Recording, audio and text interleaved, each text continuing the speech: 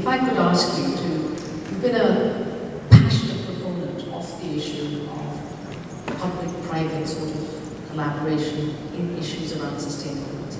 So how do we do this? How do we do this in a real, actionable way at the city?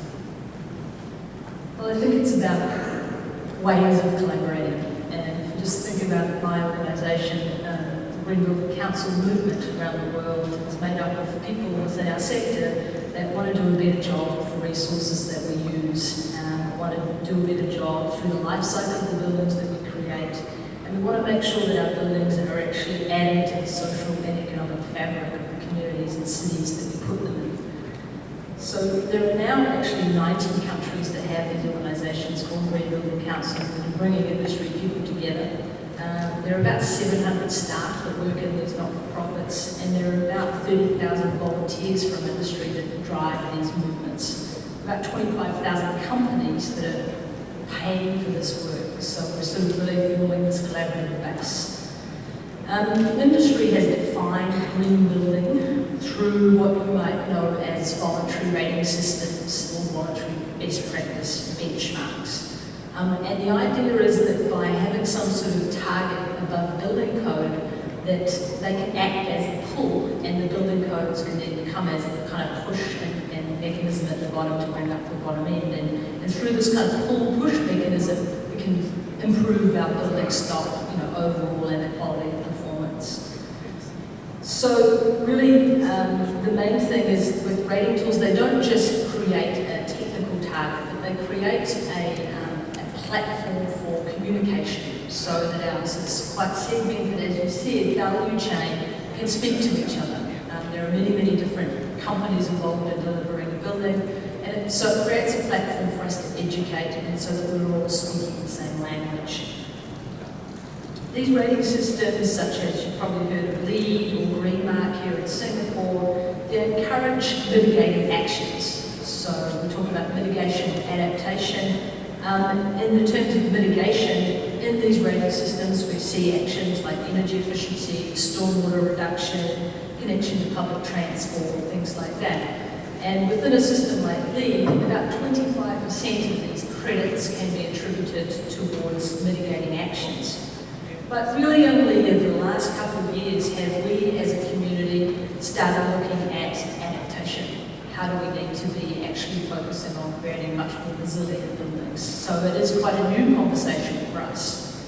Our biggest challenge really is that design is informed from the past. We get our information through feedback loop from building successes and potential not so successful buildings, but we learn from those. We set our air conditioning targets and systems and spec them according to data from the past.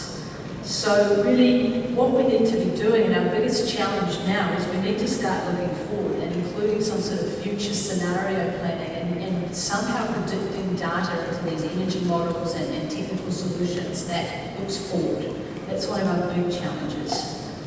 And this is really vital because the building stock we have today all around the world is going to be built again over the next 50 years in the developing nations. So, we've learned some things over the past few hundred years that we've been building buildings, but we've really got to get it right now.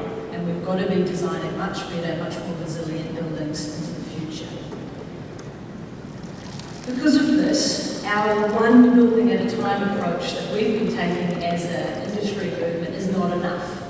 We've been pretty good at that. We've built some capacity around green building, but it's addressing these issues at a community and precinct and city level that is our challenge of today.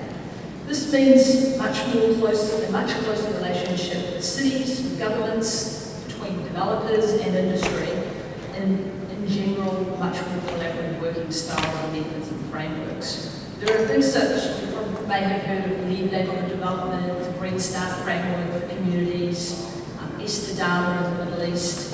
These kind of give a guide to help create a vision for that conversation to occur, for cities to speak with industry and to create some sort of targets.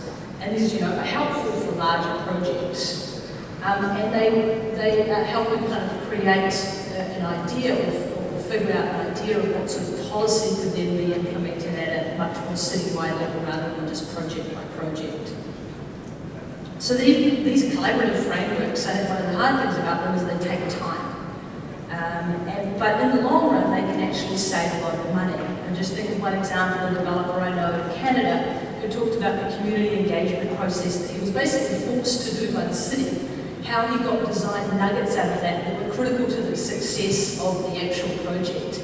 And also along the way, he didn't spend any of his legal budget fighting the community. So from a development perspective, there's real opportunity to be had. And then there are existing buildings. I don't have time to go into that now, but hopefully we can discuss some of the challenges that we've already created, the legacy we've created with the stock that we have today. So there are some interesting innovative financing mechanisms. We've seen in New York, the Energy Efficiency Corporation, the REFIT program in the UK. We're seeing lots of energy performance contracting and ESCO models coming out of the city level.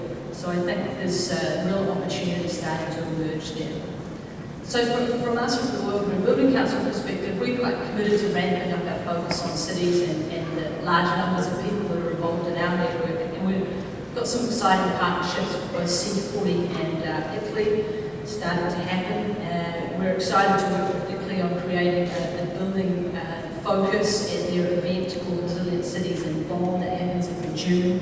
And so really we are starting to figure out how we work with you to address these issues. Our new motto is that we want to adopt a no regrets policy for what we build and for the legacy that we leave for our children. And we need each other